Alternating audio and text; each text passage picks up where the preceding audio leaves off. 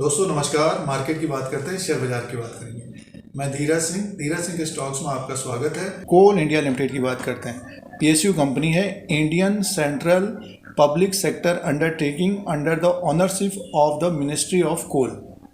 कोल India limited के बारे में डिस्कस करते हैं, चर्चा करते हैं, बातचीत करेंगे। और स्टॉक प्राइस है 216 में। तीसरी तिमाही के नतीजों के साथ डिविडेंड दिया गया था कोल इंडिया के द्वारा, तो रिकॉर्ड डेट के अनुसार पेमेंट भी होगा निवेशकों को। कोल इंडिया के बारे में बात करते हैं। वीडियो आपके मतलब का है तो सब्सक्राइब करें, लाइक करें। शेयर बाजार के अपडेट के लिए चैनल से जुड़े रहने के लिए कोल इंडिया लिमिटेड की बात करते हैं। पीएसयू कंपनी है और डिविडेंड का रिकॉर्ड अच्छा है। इनकम रेवेन्यू की बात करेंगे, प्रॉफिट की बात करेंगे और इसका मार्केट कैप, बुक वैल्यू पर शेयर और डिविडेंड यील्ड कितना है उसकी बात करते हैं और इसी के अनुसार एनालिसिस करेंगे। स्टॉक प्राइस 216 में है 27 फरवरी 2023 को। सबसे पहले अर्निंग्स की बात करते हैं। देखिए, कोल इंडिया का जो अर्निंग्स था तीसरी तिमाही 31/12/2022 के क्वार्टर में रेवेन्यू फ्रॉम ऑपरेशन 35,169 करोड़ का था और अदर इनकम को अगर हम प्लस करके देखते हैं तो टोटल इनकम 36,754 करोड़ का था। सीधे से प्रॉफिट की बात करते हैं। प्रॉफिट बिफोर टैक्स 10,593 करोड़ और profit for the period 7,719 crore का था।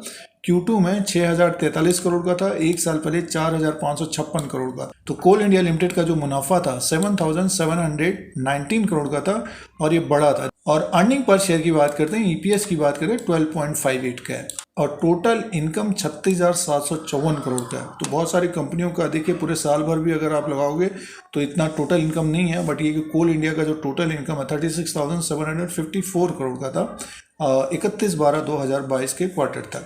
अब बात करते हैं मार्केट कैप की। 1,33,700 करोड़ का है, फेस वैल्यू 10 रुपीज़ का है, बुक वैल्यू पर शेयर है 71 का। अपने बुक वैल्यू से मान के चलिए कि 2-2.5 गुना ऊपर की तरफ है और इसका डिविडेंड यील्ड 7.84 का है। डिविडेंड काफ़ी अच्छा मिलता है कोल इंडिया के द्वारा, अभी भी डिविडेंड मिला है और आगे जो नतीजे आएंगे आगे जो नतीजे आएंगे तो उसमें भी डिविडेंड मिलता हुआ नज़र आ सकता है।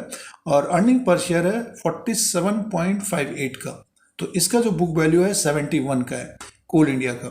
अब प्राइस परफॉर्मेंस की बात करते हैं। देखिए, जो प्राइस परफॉर्मेंस है कोल इंडिया का 3 साल का रिटर्न 24% का रह गया अभी, क्योंकि स्टॉक में एक तरह से गिरावट है। 1 साल का रिटर्न 32% का। पिछले 1 साल में तेजी रही है। पिछले 3 महीना और 1 महीने की बात करते हैं तो 6.24 का माइनस है, 2.45% का माइनस 1 महीने के अनुसार है। तो पिछले 3 साल का रिटर्न 24% का। शेयर होल्डिंग पैटर्न की बात करते हैं तो 66.13% है गवर्नमेंट ऑफ इंडिया की और ये दिसंबर 2022 तक। और एफआईज की जो होल्डिंग है 7.86% की है। डीआईज की जो होल्डिंग है इसमें 21.27% की है और पब्लिक की जो होल्डिंग है इसमें 4.74% की है। तो पब्लिक की होल्डिंग कम है, बट ये कि एफआईज और डीआईज की होल्डिंग अच्छी खासी है। अब की बार भी डिविडेंड दिया गया था तीसरी तिमाही के नतीजों के साथ 5.25 रुपये पर शेयर के हिसाब से और इसका जो रिकॉर्ड डेट था 8 फरवरी 2023 का था।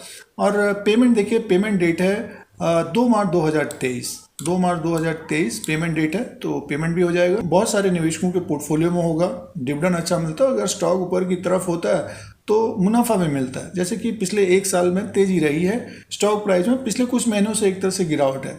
तो ये फाइनेंशियल नंबर है। तो फंडामेंटली बात करते हैं तो देखिए, अपने बुक वैल्यू से दुगने में ही कारोबार कर रहा है। बहुत सारे शेयर 7 गुना, 8 गुना, 10 गुना ऊपर की तरफ होते हैं।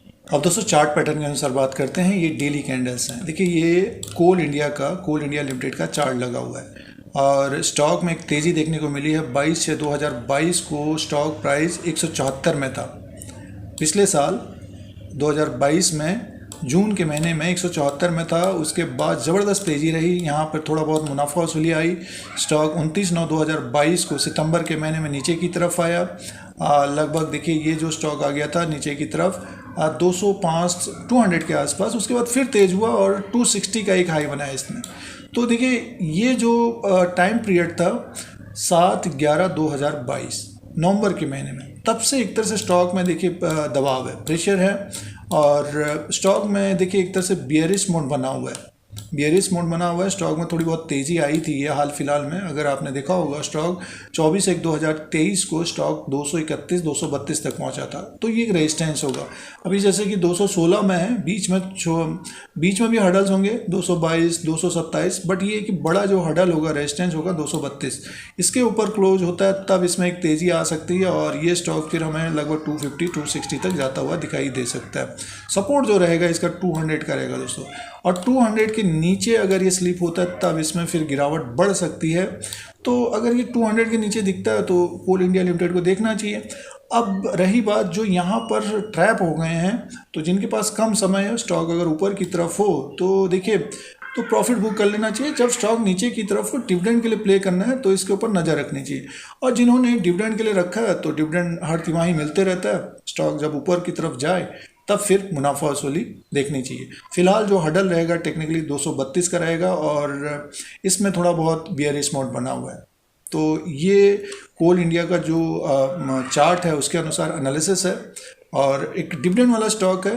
पूरे साल भर भी अगर आप इसको रखोगे अपने पोर्टफोलियो में तो फिक्स डिपॉजिट के बराबर डिविडेंड मिल जाता है और स्टॉक ऊपर की तरफ हो तो और मुनाफा बनता है। जैसे कि 2022 में था, 2022 में ये ऊपर की तरफ ही कारोबार कर रहा था।